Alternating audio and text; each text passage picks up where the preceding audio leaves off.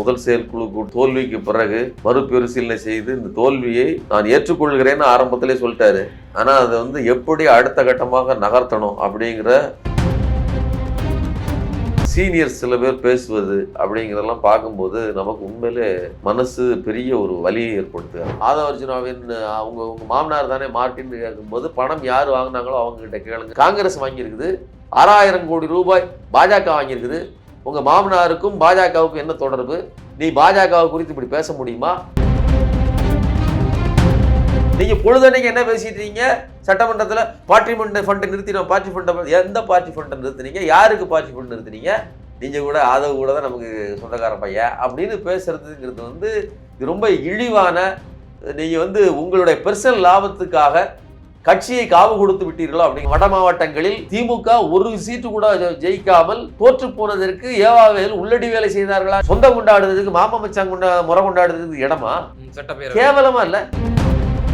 நாம் இந்த இடத்துல இருந்து சீமான் மாதிரியான ஆட்கள் பேசுறது சரிதானோ அப்படிங்கிற மாதிரி யோசிக்க தோணுகிறது. அந்த அளவுக்கு இவர்கள் சாதி உணர்வோடு நடந்து கொள்கிறார்கள். நான் தான் ஏற்கனவே சொன்னேன், நாம எவ்வளவு நேர்த்தியாக வண்டி ஓட்டினாலும் குறுக்கு வந்த நாய் தான் பிரச்சனையே தவிர நம்மளுடைய மேல பிரச்சனை இல்லை.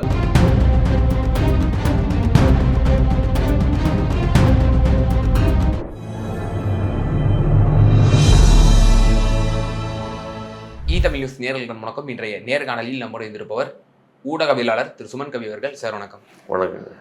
திமுகவுடைய செயற்குழு கூட்டம் சனிக்கிழமை நடக்க இருக்கிறது. தேர்தல் தோல்விக்கு பிறகு திமுக தலைமையில் நடக்கக்கூடிய ஒரு முதல் செயற்குழு கூட்டம், ஒரு மிக முக்கியத்துவம் வாய்ந்த செயற்குழு கூட்டம். ஆல்ரெடி அந்த ஆக்ஷன் கமிட்டி கொடுத்திருக்கக்கூடிய அறிக்கையும் தலைவரிடம் கிடைச்சிருக்கு. ஸோ முக்கியமான அதிரடியான பல நடவடிக்கைகள் எடுக்க போறதாக தகவல்கள். ஸோ இது எப்படி பார்க்குறீங்க? செயற்குழு கூட்டம், முதல் செயற்குழு கூட்டம், அதுவும் குறிப்பாக தோல்விக்கு பிறகு மறுபரிசீலனை செய்து இந்த தோல்வியை என்ன சொல்றதுன்னா நான் ஏற்றுக்கொள்கிறேன்னு ஆரம்பத்திலே சொல்லிட்டாரு. ஆனால் அதை எப்படி அடுத்த கட்டமாக நகர்த்தணும் அப்படிங்கிற அந்த பிளான் எல்லாத்தையும் இவங்க எக்ஸிக்யூட் பண்ணுறதுக்கான ஒரு முக்கியமான தருணம் இது. ஆனால் நாம் சட்டமன்றத்தை இப்போ பார்த்துக்கிட்டு இருக்கிறோம். சட்டமன்றத்தில் எப்படி இவர்கள், அதுவும் குறிப்பாக சீனியர்ஸ் சில பேர் பேசுவது அப்படிங்கிறதெல்லாம் பார்க்கும்போது நமக்கு உண்மையிலே மனசு பெரிய ஒரு வலியை ஏற்படுத்துகிறது. குறிப்பாக ஏவாவேல் அவர்கள்லாம் பேசும்போது ஆதவர்ஜுனாவை அப்படியே எங்கள் சொந்தக்காரர் தான், எனக்கு தெரிஞ்சவர் தான் அப்படின்னு பேசுவது. வசந்தம் கார்த்திகேயன் அவர்களும் பேசும்போது அதே மாதிரி மென்ஷன் பண்ணுறது. சீட்டு வாங்கி கொடுத்ததே ஆமாம் அமைச்சர் ஆதவர்ஜுனா தான் தலைமையிட்ட பேசி. ஆமாம், இப்படி எல்லாம் பேசுறது இருக்கு இல்லையா? இதெல்லாம் அருவருப்பாக இருக்குது. இவங்க அதாவது அவர் எதுக்காக கேட்டார்? நீங்கள் ஃபண்டு வாங்கியிருக்கீங்க, எங்கள் மாமனார்கிட்ட தான் நீங்கள் பணம் வாங்கியிருக்கீங்க அப்படிங்கிறத துணிச்சலாக அவர் ஏற்கனவே, அதாவது இந்த விவகாரத்தை ராஜ்தீப் சர்தேசாய் கேட்கும்போது, நீங்கள் ஆதவர்ஜுனாவின் உங்கள் மாமனார் தானே மார்ட்டின் கேட்கும்போது பணம் யார் வாங்கினாங்களோ அவங்ககிட்ட கேளுங்கன்னு சொல்லி அதாவது இந்த விஷயத்தை பேசினவர் ஆதவர்ஜுனா. அப்படி பேசும்போது அதற்கு ஒரு பதில் இருக்குது. காங்கிரஸ் வாங்கியிருக்குது 6000 கோடி ரூபாய், பாஜக வாங்கியிருக்குது. உங்க மாமனாருக்கும் பாஜகவுக்கும் என்ன தொடர்பு? நீ பாஜகவை குறித்து இப்படி பேச முடியுமா? திமுக வாங்கியிருக்குது. எங்க ஒரு அரசியல் கட்சி நடத்துறதுக்கு எவன் கொடுத்தாலும் வாங்க தான் செய்யுது, சரிங்களா? அது நடத்தணும். ஆமா, மாநாடு நடத்தணும், எல்லாம் கட்சி நடத்தணுங்க. உங்க மாமனாருக்கு என்ன ஸ்பெஷல் இன்ட்ரெஸ்ட் இருந்துச்சு? உங்களுடைய ஃபியூச்சர் கேமிங் நிறுவனத்தை இந்தியா முழுவதும் கொண்டு வரணும். அதுவும் குறிப்பா இன்னைக்கு அதாவது ஈசிஆர்ல அந்த மால்களை அமைத்து அதுல சூதாட்ட களங்களை உருவாக்க வேண்டும் அப்படிங்கிற கனவெல்லாம் உங்க மாமனாருக்கு இருக்குது. அதை நிகழ்த்துகிற ஆற்றல் இன்னைக்கு உங்க கையில இருக்குது. நீங்க எந்த திசையில இந்த தமிழ்நாட்டில் எழுதிட்டு போக போறீங்க அப்படின்னு நமக்கு தெரியல, சரிங்களா? இப்படி உங்களுடைய மாமனாருக்கும் உங்களுக்கும் அந்த குடும்பத்துக்கும் இருக்கிற உறவை குறித்து கேள்விகள் எழுப்பப்படும் போது இந்த பிரச்சனையை அப்படியே தூக்கி திமுக தலையில கட்டி நீங்க பணம் வாங்கினவங்க தானே அப்படின்னு கேட்கும்போது அதற்கு துணிச்சலோடு காங்கிரஸ் என்ன அடிப்படையில் வாங்கியது? உங்க கூட்டணியில தானே இருக்கு. இன்னைக்கு நீங்க அவர்கள் கொடுத்த 5 சீட்டை வச்சுட்டு தானே நீங்கள் இன்னைக்கு ஆட்சி அமைச்சிருக்கீங்க அப்படின்னு கேட்டிருக்கலாம். பாஜக திரிணாமுல் காங்கிரஸ் அவர்களுக்கு அள்ளி கொடுத்தீங்களே ஏன் அப்படின்னு கேட்டிருக்கலாம். எல்லா கட்சிகளுமே வாங்கியிருக்குது. அதுலயும் பாஜக தான் 10 மடங்கு அதிகமாக வாங்கியிருக்குது மற்றவர்களோட. ஏன் அவ்வளவு பணத்தை நீங்க அள்ளி கொடுத்தீங்க, என்ன காரணம் அப்படின்னு அப்போ அதாவது 6000 கோடி ரூபாயை கொண்டு போய் பாஜக கொடுக்குறீங்க, எத்தனை கோடி ரூபாய் அதில் லாபம் இருக்கும்? ஒரு லஞ்சமேங்க.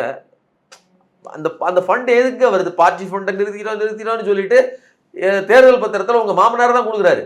நீங்கள் பொழுதன்னைக்கு என்ன பேசிட்டு இருக்கீங்க சட்டமன்றத்தில்? பார்ட்டி ஃபண்டை நிறுத்தினோம், பார்ட்டி ஃபண்டை. எந்த பார்ட்டி ஃபண்டை நிறுத்தினீங்க? யாருக்கு பார்ட்டி ஃபண்ட் நிறுத்தினீங்க?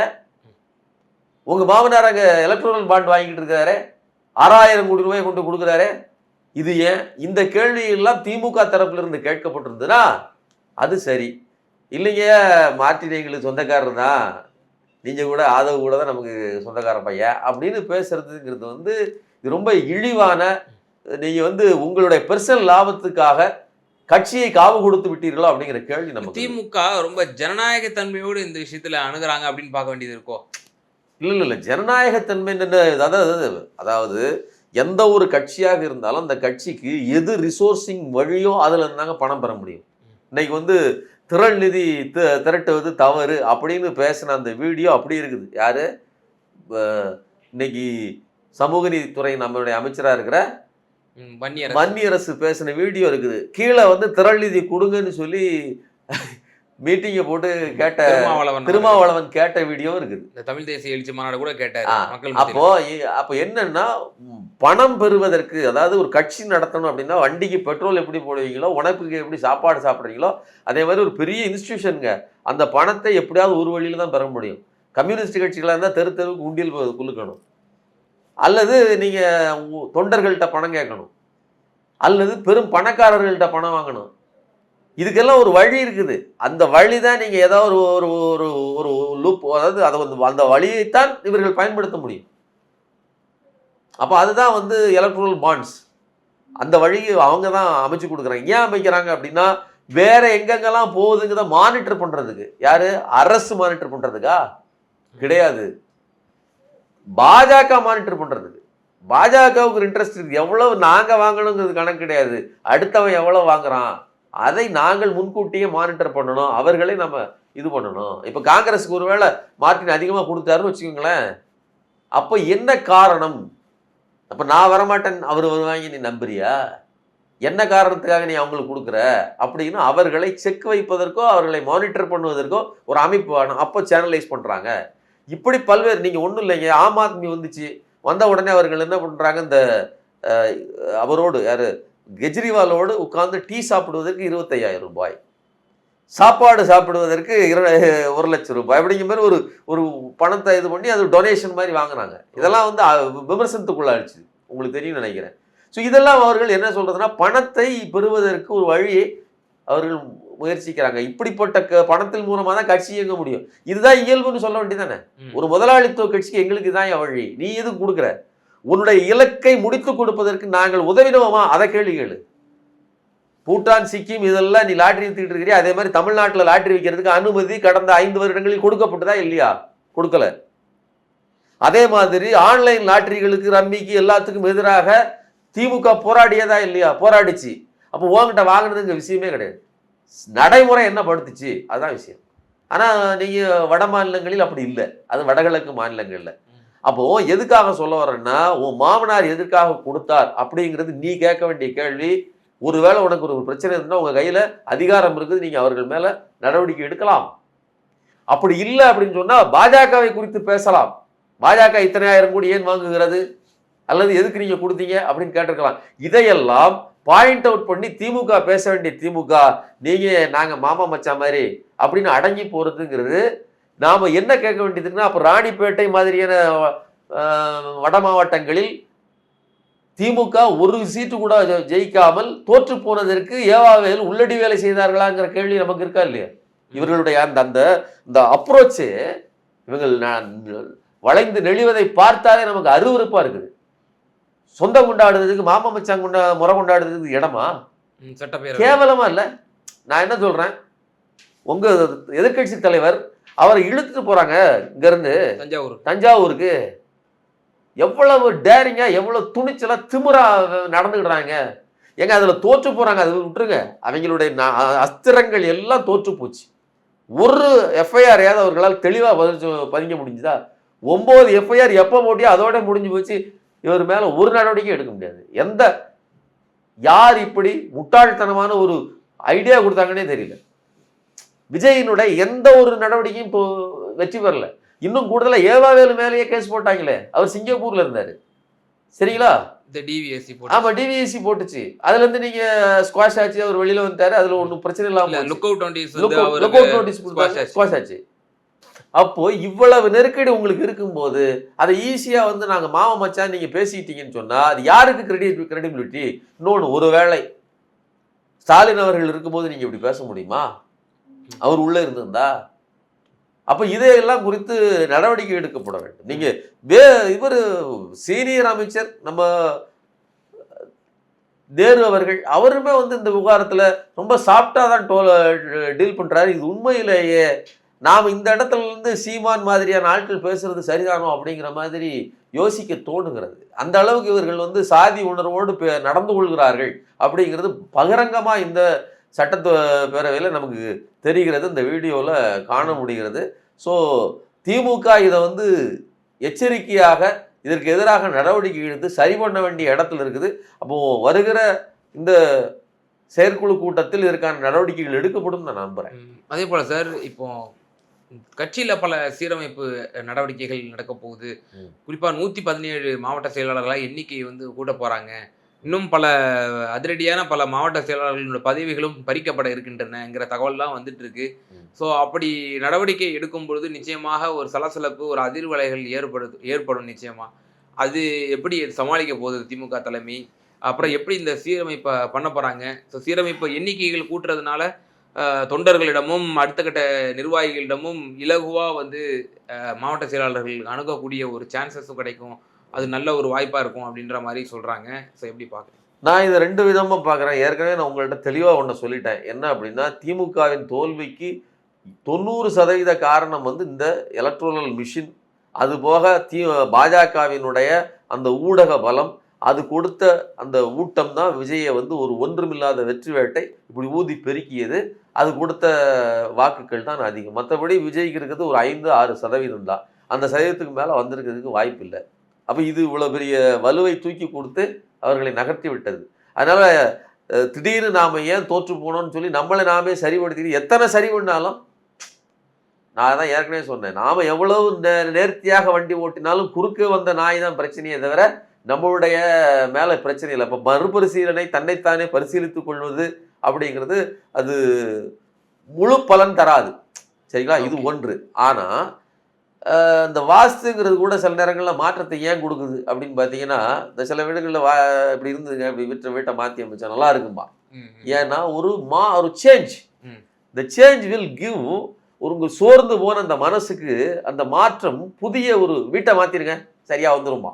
வீட்டை மாற்றிட்டாங்கன்னா கொஞ்சம் மனநிலை மாறிடும், மென்டலி அவன் கொஞ்சம் ப்ரிப்பேர் ஆகலாம். அதே மாதிரி இந்த செட்டப்பை மாற்றும் போது ஒரு புதிய மாற்றம் இவர்களுக்குள் வரலாம். ஒன்று.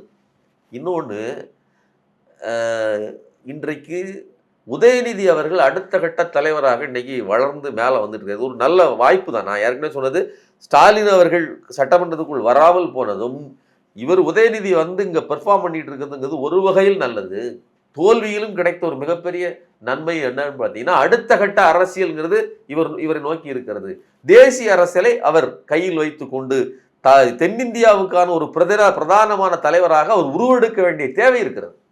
தென்னிந்தியா இல்லை, இந்தியாவுக்கே ஒரு பிரதான தலைவராக ஸ்டாலின் உருவெடுக்க வேண்டிய தேவை இருக்குது. அப்போ 2 பக்கமும் வேலை செய்வதற்கான ஒரு வாய்ப்பை இந்த காலம் வழங்கியிருக்குது. நான் ஏற்கனவே சொன்னேன், 62 பொது தேர்தலின் போது தான் அண்ணா தோற்று போகிறார். அண்ணா தோற்றதுக்கு அப்புறம் தான் அவர் வந்து தேசிய அரசியலில் கான்சன்ட்ரேட் பண்ணுறாரு. ஸோ இது ஒரு வாய்ப்பு தானே. அதே மாதிரி தான் இவர் இப்போ வந்து இந்த மாற்றம் இருக்கு இல்லையா, இப்போ இன்னைக்கு மாவட்ட செயலாளர்கள் மாற்றம், அதனால பிரச்சனை வருமா? வரத்தான் செய்யும். மாற்றங்கள் நடந்தால் வராமல் இருக்குமா என்ன? அதையெல்லாம் சரி பண்ணணும், சரி ஆகும். ஆனால் அது உதயநிதி அவர்களுக்கு சாதகமாக அந்த கட்டுப்பாடு அல்லது அந்த டிசிப்ளின் உதயநிதியோடு சேர்ந்திருப்பதாக இருக்கணும். அப்படி இல்லை அப்படின்னு சொன்னால் இப்படி தான் நடக்கும். சட்டமன்றத்துக்குள்ளே உட்காந்துக்கிட்டு நீங்கள் அவர் என் மச்சான், இவர் மாமா அப்படின்னு சொல்லி ஈஸியாக உறவு முறை கொண்டாடுவீங்க. அங்கே உங்கள் தலைவர் அங்கே இழுத்து செல்லப்படுவார். ஸோ இது வந்து காங்கிரஸ் மாதிரி நடந்துடுறது. ஒரு பக்கம் அங்கேயும் ஒரு பக்கம் இங்கேயுமா தனித்தனியாக டீல் பண்ணுற மாதிரி இருக்கக்கூடாது. கட்சி ஒழுங்கு அப்படிங்கிறது வேணும், ஒரு உள்ளுணர்வு வேணும். அப்படி இருந்தால் மட்டும்தான் வெற்றி பெற முடியும். இல்லை அப்படின்னு சொன்னால் ஒட்டுமொத்தமாக வாஷ் அவுட் பண்ணிட்டு வீட்டில் உட்காந்துருக்க வேண்டியதான். ஸோ திரு உதயநிதி அவர்களுக்கு ஒரு கூடுதலான ஒரு பொறுப்பு, அவர் அடுத்த தலைமை என்ற ரீதியில ஒரு பொறுப்பு வழங்கப்படும் என்று எதிர்பார்க்கப்படுது. அதே சமயத்தில் அம்மையார் கனிமொழிக்கும் ஏதேனும் ஒரு ஸ்பெஷலான பவர் கொடுக்கப்படுமா, அவங்க மாநில அரசியல் எதுவும் கான்சென்ட்ரேட் பண்ணுவாங்களா அப்படிங்கிற ஒரு எதிர்பார்ப்பும் இந்த செயற்குழு வந்து இருக்கு. கனிமொழி பொதுவாகவே தேசிய அரசியலில் எல்லா கட்சிகளோடையும் டீலிங்கில் இருக்கக்கூடிய ஒரு பவர்ஃபுல் உமன் தான். நான் சொல்றதுக்கு 2 பொருளும் உண்டு. எல்லோருடையும் அனுசரணையாகவும் செல்வார், தேவையான விதங்களில் போராடவும் செய்வார். அப்போது அது வந்து சரியான பதத்தில் சரியான விதத்தில் அப்ரோச் பண்ணக்கூடிய ஒரு உமன். அவர்களுக்கு மாநில அளவிலான ஒரு பொறுப்பு கொடுக்கப்பட்டு அவர் கீழே வரணும் அப்படிங்கிறது தேவையா இல்லையாங்கிறது அது கட்சி தான் முடிவு பண்ணணும். ஆனால் உதயநிதி அவர்களை பொறுத்தவரையிலும் காலத்தின் ஒரு நிர்பந்திக்கப்பட்ட தேவை. அவர் வந்து அடுத்த கட்ட லீடராக வளர்ந்தாக வேண்டும். கட்சி அவர் கட்டுப்பாட்டுக்குள் முழுவதுமாக வந்தாகணும். இன்னைக்கு வந்து ஐடி விங்காக இருந்தாலும் சரி, அல்லது இதர உறுப்புகளை இளைஞர் அணியாக இருந்தாலும் சரி, தனித்தனி செக்மெண்ட்டாக இல்லாமல் ஒன்றாக கூட்டாக இருந்து இந்த அமைப்பு ஒரு மாதிரி இயங்கும், இந்த அமைப்பு ஒரு மாதிரி இயங்கும், அது அவரவர் அஜெண்டாக்கு இயங்கும் அப்படின்னு லாபிகளுக்குள் மாட்டாமல் ஒரு எண்ண ஓட்டத்தோடு இயங்கினா மட்டும்தான் சரியா இருக்க முடியும். அப்போ இந்த இளம் தலைவரினுடைய இவருடைய அந்த கட்டுப்பாடு முழுவதுமாக வருவது அப்படிங்கிறது நான் விரும்புறது. நான் ஏதாவது சரியா இருக்கும்னு நான் நினைக்கிறேன். அப்போ அதுக்கு ஏற்ற மாதிரியான மாற்றங்களை அவர் செய்ய வேண்டும். ஸோ கட்சியை கட்டுக்கோப்பாக வைத்திருக்க வேண்டும் என்னுடைய கருத்து. அதே போல சார், இப்போ இந்த தேர்தல் முடிவுக்கு பிறகு சினாரியோஸ் மாறி இருக்கு. தொடர்ந்து பாஜகவுடன் போலாமா அல்லது ஏதேனும் ஒரு அண்டர்ஸ்டாண்டிங் போலாமா அப்படிங்கிற ஒரு டாக்கு தொடர்ந்து இருக்கு. இன்னைக்குமே என்ன ஊடகங்களில் என்ன செய்தி வருது அப்படின்னா, மத்திய அமைச்சரவையில் பல ஒரு பெரிய மாற்றங்கள் ஏற்பட போகுது, 20 அமைச்சர்கள் வந்து ஷஃபில் பண்ண போறாங்க அப்படிங்கிற ஒரு தகவல் வந்திருக்கு. அதில் திமுகவுக்கு 2 இலாக்கா ஒதுக்குறதுக்கு பிரதமர் மோடி தயாரா இருக்கிறாரு, திமுக பங்கேற்க போகுது அப்படிங்கிற ஒரு தகவலும் தொடர்ந்து வந்துகிட்டு இருக்கு. ஸோ பல அடுத்த கட்ட தலைவர்கள் வலியுறுத்துறாங்களாம் திமுக தலைமை கிட்ட, இந்த மாதிரி எங்களுக்கு பிஜேபி கூட போயிட்டோம்னா நமக்கு ஒரு நல்ல சேஃபர் ஜோன்ல இருப்போம் அப்படின்ற மாதிரி. அப்படி திமுக தலைமை அது சம்பந்தமாகவும் விவாதத்திற்கு உள்ளாக்கும் என்ற ஒரு கருத்தும் பரவலாக முன்வைக்கப்படுது. அதை எப்படி பார்க்கணும்? இது எப்படி பார்க்கணும் அப்படின்னா, ஒரு ஃபாசிஸ்ட் கட்சி அது மற்ற ரீஜனல் பார்ட்டிகளை என்னவா கருதும் அப்படின்னு சொன்னால் அது தன்னுடைய அங்கமாக கருதும். நீங்கள் அதே தான் நீங்கள் விஜயனுடைய அப்ரோச் பாருங்கள். அதிமுகவும் நான் தான், மற்ற கட்சிகள்லாம் எங்களுடைய டிபார்ட்மெண்ட், உங்களுக்கு வேணுமா அதிகாரம் நான் கொடுக்குறேன், என்னோட போர்ஷனாக இருங்க, நான் சொல்கிறத கொடுக்குறத வாங்கிட்டு போங்க. நீங்கள் ஏதோ அதிகாரம் கொடுத்துட்டாங்க அப்படி கிடையாது. அதே தட் சேம் ப்ராசஸ் பாஜக இவங்களுக்கு அப்போ அவங்க இதை ஒரு முனிசிபாலிட்டி ஆக்கணும், ஒவ்வொரு மாநிலமும் எங்கள் கட்டுப்பாட்டுகள் இருக்கணும், அதில் உள்ள ரீஜனல் பார்ட்டிகள்லாம் எங்களோட தொடர்புகள் இருக்கணும், தேவைப்படும் போது அவர்களை அந்த கட்சியை கலைச்சிட்டு அதனுடைய எம்பிக்களை எம்எல்ஏக்களை அப்படியே சொலையா தூக்கி எங்களோட மாற்றிக்கிடுவோம். இது ஒரு வசதி. அவங்களும் ஒரு மென்டலி ப்ரிப்பேர்ட் ஆயிடுவாங்க. இதுவே ஒரு வகையான இப்போ இன்னைக்கு எம்பிக்கள் தலைவர்கள்லாம் வந்து இப்படி சொல்கிறாங்கன்னு சொல்கிறீங்களா, அது சொல்லியிருக்கிறதுக்கு வாய்ப்பு உண்டான்னு எனக்கு தெரியாது. இல்லை, அனிதா ராதாகிருஷ்ணன் போன்றவர்கள்லாம் திருச்சி சிவா அண்ணனே வந்து மத்திய அமைச்சர் ஆவாரு, 6 மாசத்துல தளபதி ஆட்சி வரும் அப்படின்லாம் சொல்றாருன்னா அப்ப எப்படி? அது வந்து இப்போ நீங்க இப்போ இந்த ஒரு காசிப் ஒன்று விட்டாங்க இல்லையா, இப்போ நீங்க விட்டுருக்காங்கல்ல, இது என்னது உள்ள இதுதான் நடந்துச்சு அப்படிங்கிறதுக்கு ஒன்றும் கிடையாது. ஒரு ஸ்டெப்பா இந்த பத்திரிகைகள் இப்படியே உட்கார்ந்து உள்ள தூவம் போட்டுக்கிட்டே இருக்கிறது. அது அவங்களுக்குள்ளேயும் லைட்டா போய் ஒருவேளை அங்க போயிட்டா 2 லாபம் இப்படி நினைப்பாங்க. சும்மா சொல்றேன், ஆசையை வந்து பத்திரிகைகள் தூண்டுதுன்றீங்க. ஆமா, பத்திரிகைகளோட வேலை என்னங்க ஏங்க, அது இல்ல அவங்களுக்கு சோர்ஸ் கிடைக்கிற அடிப்படையில் அவங்க வந்து சோர்ஸ் இது இல்ல. நான் என்ன கேக்குறேன்னா, ஒரு செய்தி வருதுன்னா அது செய்தி அது அளவுல தான். இவங்க கிட்டே இருந்து பார்த்த மாதிரி செய்தி போடுவாங்க. அது விஷயங்களை எல்லாம் தூவம் போடுறது. இப்ப இன்னைக்கு நடந்தது நீங்க கேட்டீங்க இல்லையா, இப்ப கேள்வி இப்படி செய்தி வருது, இது என்ன செய்தி, எங்க இருந்து வந்துச்சு? தனியார் தொலைக்க பத்திரிகையில.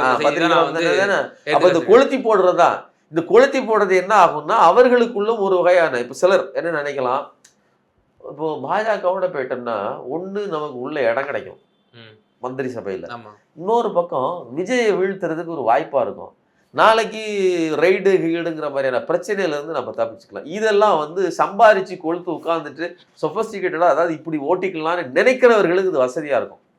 அடுத்து ஆட்சி இப்படி பிடிச்சிக்கலாம், குறுக்கு வழியில பிடிக்கலாம், பாஜகவோட இணக்கமா இருந்தா பிடிக்கலாம்னு நினைக்கிறவர்கள். ஆனால் அது அப்படி அல்ல. தமிழ்நாட்டின் உரிமைகளை போராடுவதற்கு, அதாவது கேட்பதற்கு ஒரே ஒரு கட்சி தான் இருக்குது. அது அதிகாரத்துல போய் உட்கார்ந்து தான் அதை பெறணும்னு அவசியம் கிடையாது. இன்னைக்கு திமுக வெற்றி பெறல, ஆனா நம்பிக்கைக்குரிய கட்சியாக எது இருக்குது? நீங்க அமுதன்கிற பையன் இறந்து போனா எனக்கு நீதி வேணும்னு சொல்லி விஜய்டே வந்து கேட்டாங்க அவங்க அப்பா அம்மா. எதிர்கட்சியில் இப்ப அதோட பொருள் என்ன? அப்பாவை காணுன்னு கேட்டிய, அப்பாவோட அவர் தான் சின்னப்பாவோட தான் கேட்டிருக்காங்க, அப்பாவோட மகன் தான் கேட்டிருக்காங்க, உன்கிட்ட கேட்கலையே, உன்னை மனுஷனாவே மதிக்கலையே. புரியுதா உங்களுக்கு? மக்கள்கிட்ட இல்லைங்க மனசுல. அப்போ நீங்க அந்த இடத்தை இழந்துடாதீங்கிறேன். நான் இன்னும் கூடுதலா சொல்றேன். கவின் இறந்த போது இவங்களை திமுக தலைவரை சொல்வதை விட எனக்கு திருமாவளவன் அவர்கள் வருவாரு அப்படின்னு தான் அவங்க அப்பா சொன்னார். அதுல ஒரு செய்தி பாருங்க, திருமாவளவன் அங்க கூட்டணியில இருந்தாரு. கூட்டணியில இருந்த போது திருமாவளவன் சொல்லுவாரு. அப்ப என்ன அர்த்தம்னா, திருமாவளவன் ஒரு வாசல், அவர் வழியா எங்களுடைய இதை பெற்றுக்கொள்ளாம அதிகாரத்தில் இருந்த ஒரு கட்சிகிட்டே அவர்கள் கேட்டார்கள். ஆனா இன்னைக்கு நீங்க திருமாவளவன் கூட்டணியில தான் இருக்காரு, ஆளுகிற கட்சி கூட தான் கூட்டணியில இருக்காரு. ஆனா ஏன் நம்பல? ஆனா எதிர்கட்சி தலைவர் தான் அணுகுனாங்க. அப்போ இதை புரிஞ்சுக்கணும். அதிகாரத்தில் இருக்கிற போது கூட திமுக மக்களோடு கனெக்ட்ல தான் இருக்குது.